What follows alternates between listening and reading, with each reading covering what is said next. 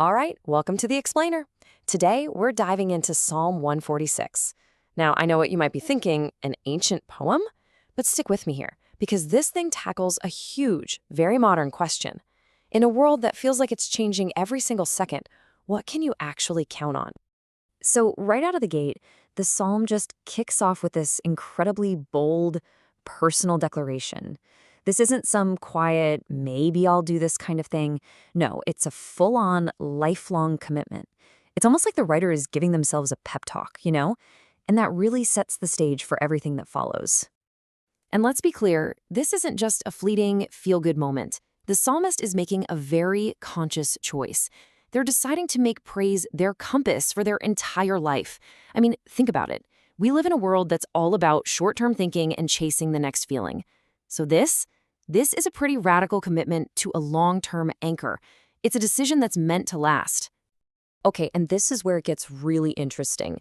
The commentaries on this point out that this idea of praise isn't about putting on rose-colored glasses and ignoring all the bad stuff. Actually, it's the total opposite.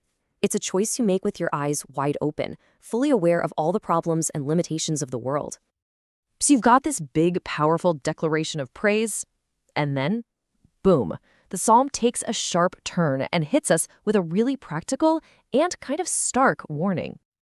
And yeah, it does not pull any punches. When the text says princes or nobles, you can just translate that for today. We're talking about the most powerful, influential people you can think of. The politicians, the billionaires, the trendsetters, and the message is crystal clear. These are not the people you should be putting your ultimate trust in. Now, this isn't some antisocial, don't trust anyone kind of message. Not at all. The point the psalmist making is that while people are amazing and deserve our love, we can't put our final hope in them. Why? Because at the end of the day, they're human. We're all human. We have limits. This right here, this really gets to the heart of the psalm's entire argument. It lays out this core contrast perfectly. On one side, you have human power. It's finite, temporary, and their plans die with them. But on the other side, you have this picture of God as eternal, the creator of everything, and faithful forever. It's a pretty stark difference, right? Okay, so if putting all our hope in flawed human leaders and systems is a dead end, then what's the alternative? Where are we supposed to look? Well, the psalmist is about to pivot and show us.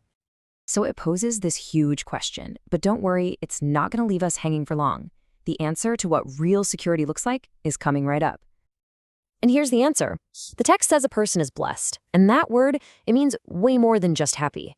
It's this deep sense of well-being, of true, profound security. And you get that when your hope is placed in God. It's all about shifting your focus from the temporary things to the one thing that's presented as eternal. But listen, this isn't some vague, distant, philosophical idea of God. The psalmist gets super specific about God's character. And how does it do that? By showing us what God actually does. I mean, just look at this list. This isn't about abstract power or cosmic forces. This is about real-world, on-the-ground action. Upholding the oppressed, feeding the hungry, freeing prisoners. This is a God who is deeply, actively involved in the messy reality of human struggle, especially for the most vulnerable people in society. And this vision of God, it's incredibly influential. Fast forward to the New Testament, and you see Jesus of Nazareth picking up these exact same themes. When he describes his own mission in the Gospel of Luke, it sounds a whole lot like the Psalm, freeing the oppressed, giving sight to the blind. It's a direct echo. So that's the big picture. But what does this mean for us, like right now? Well, this is where the idea of praise gets really practical. It's way more than just singing songs. Yeah, the sources are pretty clear on this. True praise isn't something you just say. It's something you do. It's demonstrated in your actions, in what you prioritize, in your integrity. Your life becomes the real evidence of where your trust actually is.